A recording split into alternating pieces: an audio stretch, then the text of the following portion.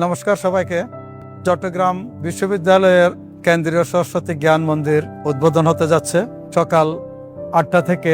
প্রাণ প্রতিষ্ঠা, মন্দির উৎসর্গ, অনেক কাজ এখানে হবে, গীতা পাঠ, গীতাযজ্ঞ।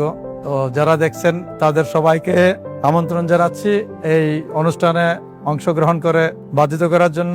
সাথে বিগত 9 বছর 2017 থেকে যে পথযাত্রা শুরু হয়েছে আমাদের এই চট্টগ্রাম বিশ্ববিদ্যালয় সরস্বতী জ্ঞান মন্দিরের, এবং 2026-এ গিয়ে এটার কাজ সম্পন্ন হয়েছে।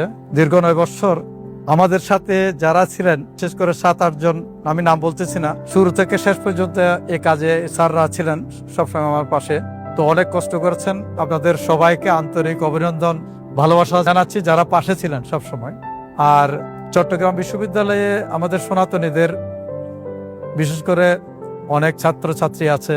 আমাদের একটা প্রার্থনা করার মন্দির ছিল না, তো 2016-তে সুজনদের সাথে আমাদের তাপসী ম্যাডাম ছিলেন, সজীব ঘোষ ছিলেন, তারপর বেনু স্যার, শঙ্করলাল সাহা স্যার ছিলেন, কুশল চক্রবর্তী, অলোক পাল, এরা 8 জন ছিল। তো ওইখান থেকে যাত্রা শুরু সুজনের মাধ্যমে। আজকে মন্দিরটা তৈরি হচ্ছে, আমারও অনেক ভালো লাগছে, কেননা এখানে প্রায় 3 থেকে 3,500 স্টুডেন্ট আছে। কমপক্ষে সবাই এখানে আসি প্রার্থনা করতে পারবে, ধর্মচর্চা করতে পারবে, শিক্ষার সাথে সাথে নিজের সাংস্কৃতিক ধর্ম, নিজের ধর্মকে ধরে রাখতে পারবে। এটাই সার্থকতা, ভালো লাগছে। তো বিশ্ববিদ্যালয় কর্তৃপক্ষকে ধন্যবাদ। তখন ভিসি ছিলেন ইফতেখার উদ্দিন চৌধুরী, সবার সাথে আমরা এটা শুরু করেছি কাজ।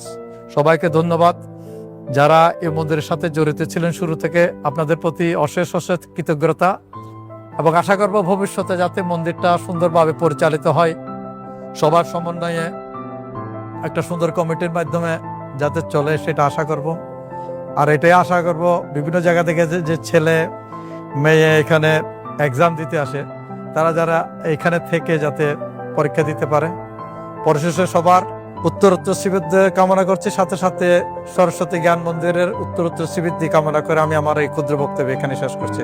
নমস্কার, ভালো থাকবেন সবাই। যাদের অক্লান্ত পরিশ্রমে আজকে একটা সুন্দর মন্দির আমরা পেতে চলেছি, সবাইকে অশেষ অশেষ ধন্যবাদ এবং কৃতজ্ঞতা। আপনারা সবাই এসে অনুষ্ঠানকে সাফল্যমণ্ডিত করে তুলুন। নমস্কার।